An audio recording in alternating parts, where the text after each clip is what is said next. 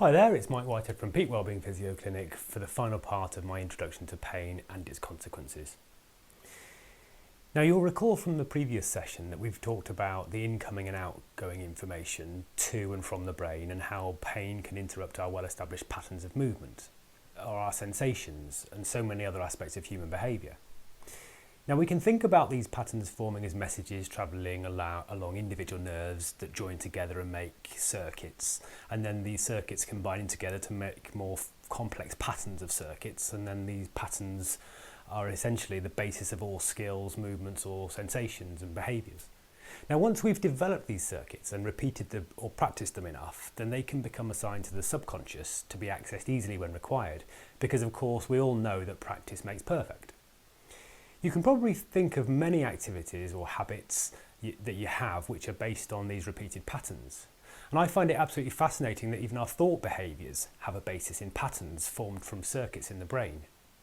If we recognise some of these patterns as being bad or good, then we can make an effort to challenge the bad ones to change and practice the good ones to keep them well established for the benefit of our health. So the same can be said for movement habits or sensations of pain or repeated patterns of reactions from an injury. It's just that we're not always consciously aware of them. But the more that they're repeated, these single or multiply associated patterns become the default pattern for the subconscious. For example, a movement pattern can trigger a pain sensation pattern just because movements have caused pain repeatedly in the past. Do you see now why pain doesn't necessarily mean harm?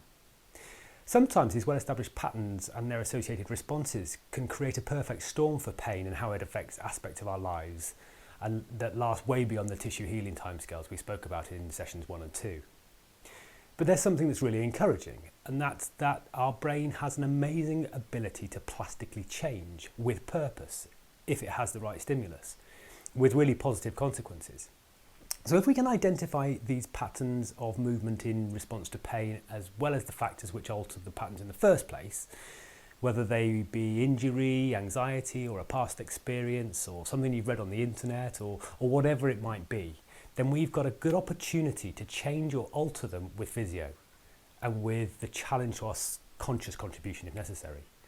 There's a great capacity to harness the power of the plastic brain to change our patterns and behaviours for the better. So let's recap on all the things we've covered in the last 4 sessions. So we chose a familiar tissue injury starting point with its biologically determined timescales, which almost certainly will alter our patterns of movement and how we feel and interact with others. We've discussed how patterns form through circuits in our brain and central nervous system, and how these patterns are the basis of so many aspects of human life. We've looked at how pain will also interrupt our usual sensory and pain receiving patterns, hopefully just temporarily. And if we don't address them appropriately, then these patterns can last for much longer than is helpful. We've discussed how the responses can be affected by our attitudes and beliefs, as well as our knowledge. We've touched upon how pains can have different meanings based on our past experience and be affected by our fears and anxieties. I also mentioned that when we looked at the overview that we could potentially start at any point on the cycle. For example, if we took a muscle weakness due to a sedentary job or a lack of physical exercise, then our joints may become subjected to stress if the muscles don't give the joint adequate support. Or if we take a stressful work situation or a worry that we have, it might raise our muscular tension, resulting in metabolic stress for that muscle with a painful consequence.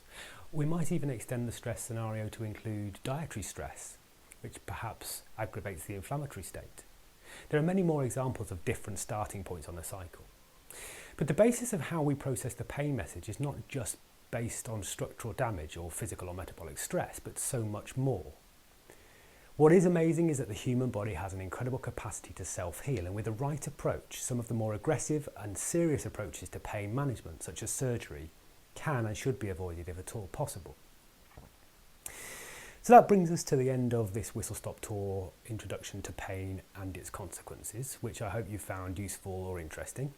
Do let me know your thoughts with a like or share, and if you'd like more content on joint-specific anatomy or particular injury conditions or states of tissue, then please feel free to request it in the comments below or via a direct message or email, and I'll share my take on things with you to help you return to your peak well-being.